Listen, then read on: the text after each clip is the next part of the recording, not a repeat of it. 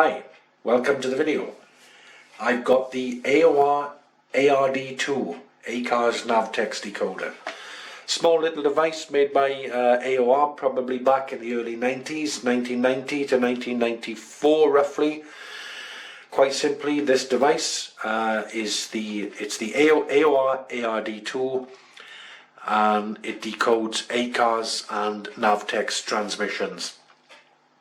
Small little device that can be placed on your desk in your shack or on your dashboard in your car if you're out and about.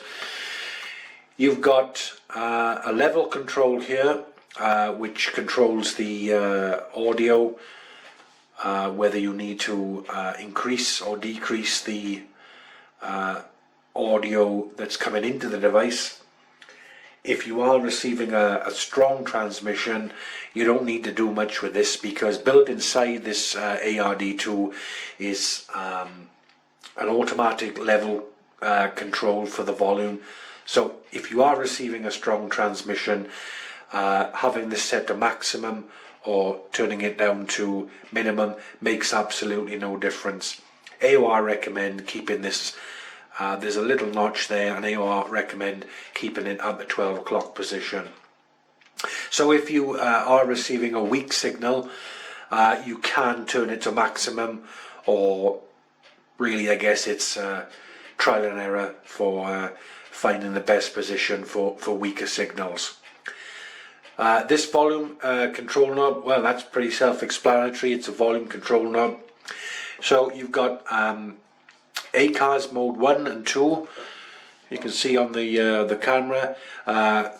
That's for ACARS mode 1 transmissions, and that's for ACARS mode 2 transmissions. Information on mode 1 and mode 2 you can find online. Basically mode 2 is more information about the aircraft. Mode 1 is a simple ACARS transmissions. Like I said, if you want to know the difference between mode 1 and mode 2, just go on the internet and you can find out.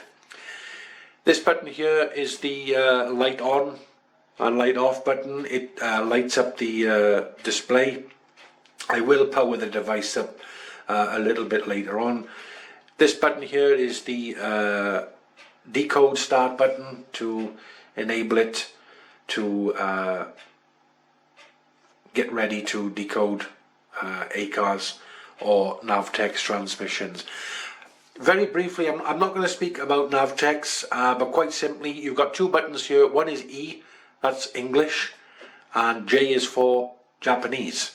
Well, I can't speak Japanese, so I'll probably never use that button. But for NAVTEX transmissions, quite simply, you just press E and it will decode NAVTEX. Obviously your receiver has to be tuned to a NAVTEX transmission, a NAVTEX frequency. The scroll up and scroll down buttons, they'll scroll through the different menu options and information that comes up on the screen. On the front of the ARD2, headphone socket, external speaker. On the back, you've got an array of different connectors. Headphone socket again, same as the front. External speaker, again exactly the same as the front. AF in, that's where you get the that's where the signal comes from your receiver. Such as you may use something like the ICOM or whatever receiver you've got. If you are out and about, you could use something like the AOR 8000. Okay, so how does the ARD2 get its signal? Well, you need one of these cables. It's a simple mono cable. I think this is about half a meter long. You probably don't need it much longer. It's a mono cable, not stereo, so it's only got a tip and ring. And quite simply, all you do is you plug in the cable here, you plug it into the AF in, and with this other end, that then will, as I say, you can either plug it into the headphone socket if you're using a portable receiver such as the AOR 8000, Quite simply, you just plug that into the headphone socket. Obviously, you need to connect an antenna. You switch it on and it's all ready to go. That's it for your mobile. So, I'm going to plug this into the headphone socket of my bass receiver, and I'm going to play back some test files. I can't really show you this working live because right now there's not many aircraft in the sky because of this coronavirus and lockdown. So I've recorded some transmissions on the frequency that I'm using is 131.725, and also you can use 131.825. They're two active frequencies in Europe. If you're in the United States or wherever you are in the world, just look online for your ACARS frequencies. So this really is ready to go. All I need to do now is connect the power supply. One thing I almost forgot to mention is on the back you've got a COM port. Okay, that's an RS-232 COM port, and quite simply, if you have one of these cables, which is a serial TTL, I think it's called.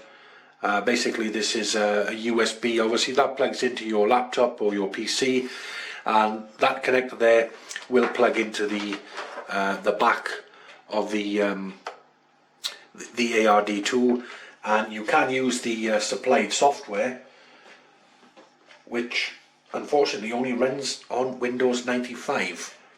But if you use Microsoft Hyperterminal, that works just as well, and I will demonstrate that later on.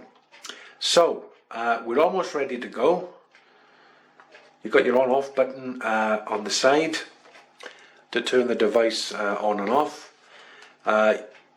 You do also have another power source underneath. You have, it can be powered by 4 AA batteries.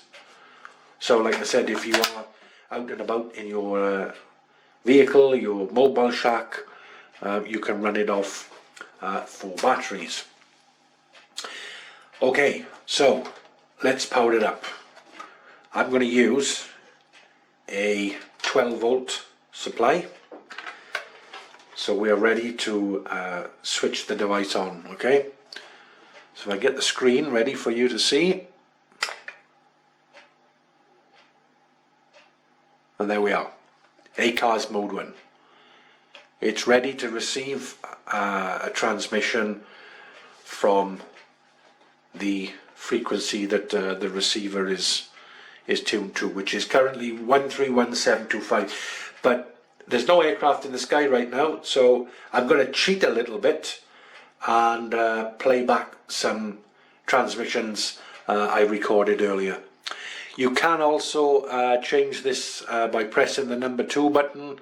Okay, you'll see on the screen, there we are, it's changed. Got a very good view on the screen. Hold on a sec, there we are. ACARS mode 2, or if I press number 1, ACARS mode 1. Light on, light off, saves the battery, but it's on power, so who cares? We'll just we'll keep that on. Okay, so let's see the ARD2 in action.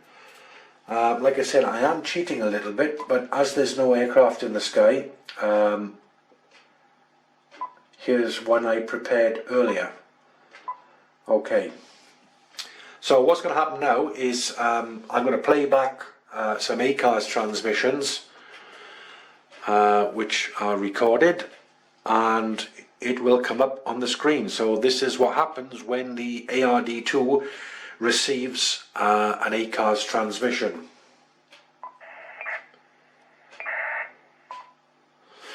Okay, so that's what happens.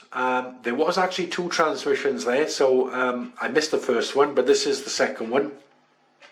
So the first thing will come up on the display is the mode, which is E, and then using the up and down arrows, That tells me the aircraft registration, November 86 3 Delta Alpha. If you go onto Flight Radar or Plane Finder or any other website and type in that aircraft registration, that is the aircraft that was flying over or within the distance of the transmission from that aircraft. So what else can we find out? Message label H1, block ID was 1, message number, and the flight ID, message content.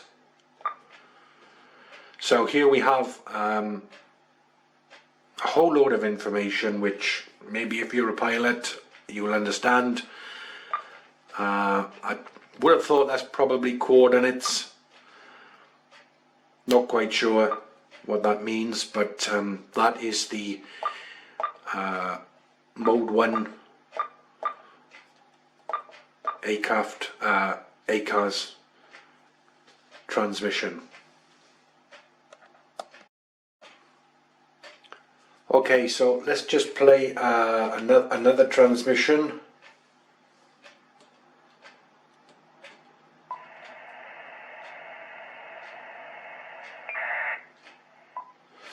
Okay, so what have we got? Block ID 3, flight ID, message content. I guess that's some sort of coordinates. Okay, so if we press the decode button, it's now ready to decode. That'll stay on the screen, but when it receives another transmission, that will change. Or we can manually select whether we want to go back to ACARS Mode 1 or Mode 2. Okay, so what I'm going to do in the second part of this video is it'll be a screenshot of exactly what you've seen coming up on the display. Will be a screenshot, a video screenshot of all the information that is received by this ARD2 using Microsoft Hyper Terminal.